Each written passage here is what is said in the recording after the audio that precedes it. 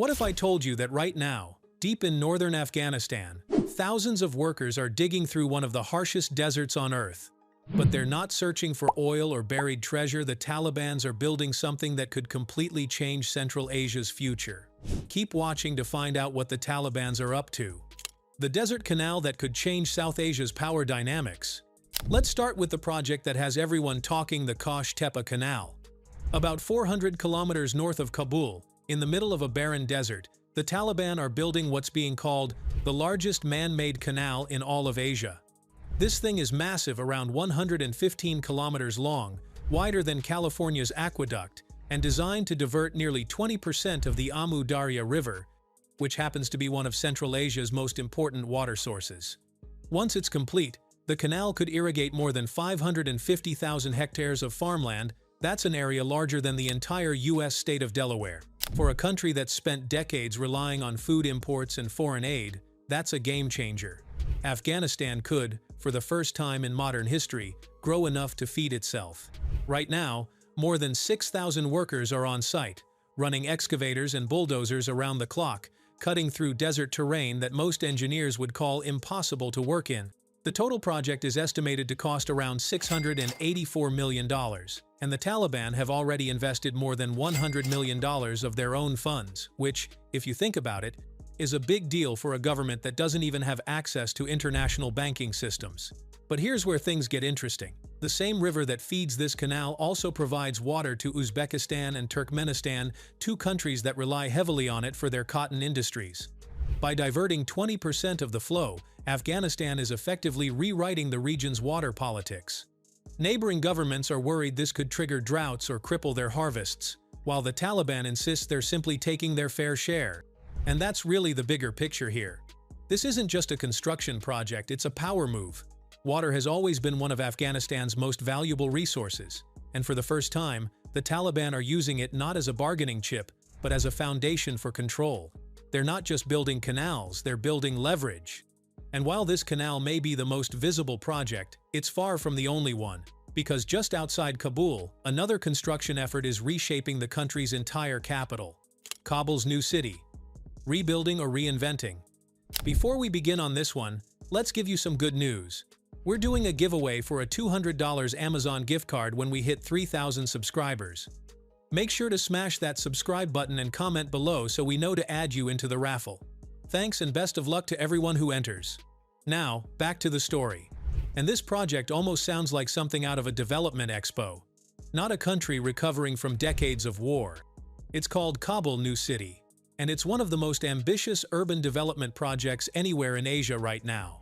We're talking about 722 square kilometers of planned infrastructure that's 1.5 times the size of modern-day Kabul. The project includes housing complexes, hospitals, schools, shopping centers, universities, and green spaces, all meant to ease the capital's overcrowding and rebuild Afghanistan's image as a functional, modern state. The plan calls for 250,000 residential units, enough to house somewhere between 1.1 and 3 million people. And this isn't some far-fetched proposal sitting on paper. Parts of it are already under construction. One of the most active zones is the Golden City section, with 42,000 planned units spread across 372 hectares. Then there's Parcel B, launched in August 2023, which includes 6,600 homes for roughly 40,000 residents. And just recently, Parcel 2.6 broke ground with an estimated $700 million investment, adding another 52,000 units for 33,000 residents. The Taliban say this city isn't just about housing, it's about creating a model for a new Afghanistan, one that's organized, self-sufficient, and modern. Phase 1 alone includes schools, hospitals, utility grids, and parks, while future stages are planned to include full commercial zones and even cultural districts. Now, obviously, this raises eyebrows. For decades, Afghanistan's governments, especially under U.S. backing, struggled to complete even small-scale projects without corruption scandals or foreign dependency. But under Taliban control, reports suggest construction is actually moving faster, largely because there's less bureaucracy and, ironically, less corruption siphoning off funds. It's strange to think about, but in their own way, the Taliban are trying to prove they can govern not just by force, but by function. They're building roads, canals, and now cities, using domestic revenue instead of aid money. And that's where things start to get really interesting. Because if you zoom out, you'll notice all these projects have one thing in common. They connect to Afghanistan's geography. And right now, that geography is becoming one of their biggest assets. The new Silk Roads, rails, corridors, and China's quiet expansion. Afghanistan has always been in the middle of everything literally. It sits right between South Asia, Central Asia, and the Middle East, surrounded by major powers like China, Iran, and Pakistan. For centuries, trade routes have passed through its mountains and deserts, and now, the Taliban want to bring that advantage back. One of the biggest developments in this area is the China-Pakistan Economic Corridor, or CPEC, a $60 billion infrastructure network that links China's Xinjiang province to Pakistan's Gwadar port. And in May 2025, China, Pakistan, and the Taliban quietly signed a trilateral agreement to extend this corridor straight into Afghanistan. What that means is, for the first time, Afghanistan could become a major transit hub for goods moving between China, the Middle East, and Central Asia. That's huge, not just economically, but politically. Because, while the rest of the world still refuses to officially recognize the Taliban, China is finding ways to work with them anyway. But the corridor isn't the only thing on the move. Construction is also gearing up for the Trans-Afghan Railway, a $4.8 billion line that will stretch 573 kilometers, connecting Uzbekistan to Pakistan through Afghan territory. Once it's operational, it could cut freight transit time from 35 days to just 4. That's an enormous leap in efficiency for regional trade. Meanwhile, to the west, the Herat Railway, which links Afghanistan to Iran, already became operational in 2023, handling its first shipment of 655 tons of cargo. With that, Afghanistan now has direct access to Iranian ports and, by extension, global shipping routes. So, in less than a few years, the Taliban have managed to turn Afghanistan into the missing piece of Asia's trade puzzle. And as one Taliban spokesman reportedly said, "You might not recognize our government, but you can't ignore our geography." And they're not wrong. Geography is power, and for the Taliban, every canal, every road, and every new railway is part of a much larger plan to shift Afghanistan from being a battleground to being a crossroads again. But that crossroads isn't just about trade or transport. Beneath the soil of those same deserts and valleys lies something even more valuable, a hidden fortune the Taliban are now trying to claim. The pipeline revival. Old dreams, new power. Now, if there's one project that perfectly captures how far the Taliban's ambitions stretch, it's the TAPI pipeline. The name stands for Turkmenistan, Afghanistan, Pakistan, India, and it's been floating around for decades, first proposed in the 1990s, long before anyone thought the Taliban would ever be back in power. The idea was simple. Move 33 billion cubic meters of natural gas every year from Turkmenistan's massive fields down through Afghanistan, supplying Pakistan and India. For years, the project was stuck. Wars, politics, instability, and constant security issues killed any real progress. But in September 2024, something unexpected happened. The Taliban announced that construction had officially resumed on Afghanistan's portion of the pipeline. They even held ceremonies with Turkmen officials to mark the occasion. If completed, this 1,800-kilometer pipeline could generate close to $1 billion in annual revenue for Afghanistan and create thousands of local jobs. But more than that, it would place the Taliban right in the middle of South Asia's energy trade. The same group once isolated by sanctions and wars would suddenly be a key energy broker for 4 nations. What's even more interesting is that the Taliban's involvement with TAPI isn't new. They were actually part of the original negotiations back in 1998, before 9/11 changed everything. So in a way, this project is a full-circle moment, one that shows how Afghanistan's new rulers are trying to pick up old economic dreams and turn them into leverage. And TAPI isn't the only energy game in town.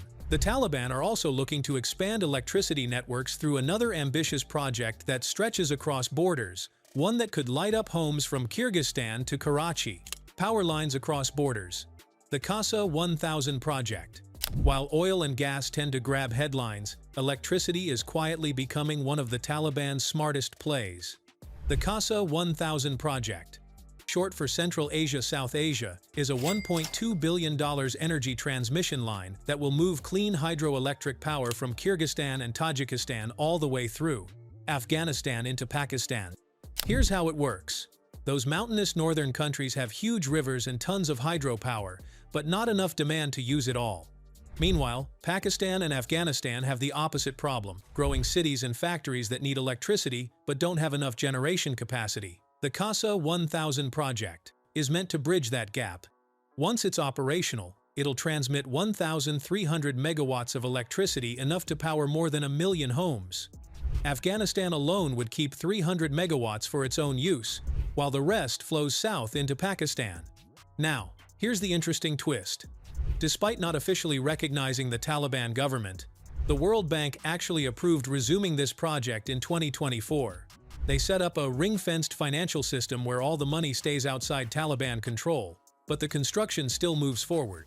It's a rare case of international institutions admitting that they can't ignore Afghanistan's geographic importance, even if politics says otherwise.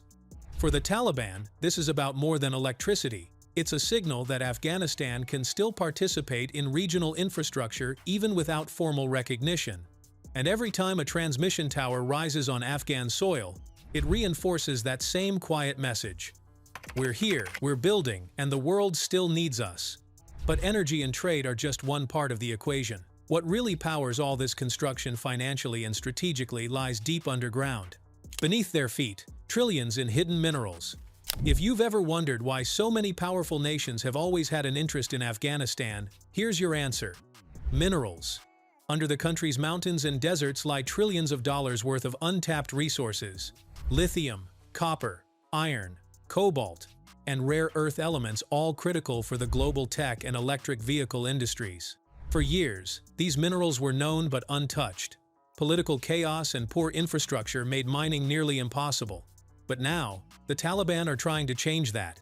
They've begun reopening and taxing mining operations across the country, and surprisingly, it's becoming one of their biggest sources of revenue. In 2022, the Taliban reportedly collected $1.54 billion in taxes, much of it from mining and reconstruction industries. The crown jewel is the Mes Aynak copper mine, located just outside Kabul. China has technically held rights to this mine for over 15 years, but work never really took off until July 2024, when operations officially restarted. This time, the Taliban are guaranteeing security and even offering logistical support to keep the site running. It's a strategic move. Mining money doesn't just fill the government's pockets, it funds other mega-projects like the Kosh Tepa Canal and Kabul New City. The Taliban are creating a kind of economic feedback loop. Minerals pay for infrastructure, which builds roads and tunnels, which then make it easier to extract more minerals. And that brings us to another critical piece of that loop, one of Afghanistan's most dangerous but vital engineering achievements, now finally rebuilt after decades of neglect. The Salang Tunnel, rebuilding a lifeline. For anyone who's ever traveled through Afghanistan, the Salang Tunnel is legendary, and not in a good way. It's a 2.7-kilometer tunnel carved through the Hindu Kush Mountains, sitting over 11,000 feet above sea level. Built by the Soviets, it connects the north and south of the country, serving as a crucial lifeline for trade and transport. But over the years, it became a death trap. Poor ventilation filled it with toxic fumes, the road surface crumbled, and avalanches routinely blocked access. It was originally designed for about 2,000 vehicles a day, but in recent years, traffic swelled to over 9,000, turning it into one of the most dangerous tunnels in the world. In 1982, it was the site of one of history's deadliest road disasters, fires, and explosions that killed more than 2,700 people. For decades afterward, it stood as a symbol of Afghanistan's inability to maintain what it once built. Then, in December 2023, the Taliban did something few expected. They completely reconstructed the Salang Tunnel. Using $100 million of domestic revenue, roughly a quarter of the country's annual tax intake, they repaired and modernized the tunnel without foreign aid. It's not glamorous, but it's symbolic. The Taliban are proving that they can finish what previous governments couldn't. And while international recognition remains distant, the reality on the ground is hard to ignore. Afghanistan is building again, and this time, it's not just for survival, but for control. Because if these projects succeed, the canals, the pipelines, the cities, the railways, Afghanistan won't just reshape its own economy. It could reshape the balance of power across the entire region.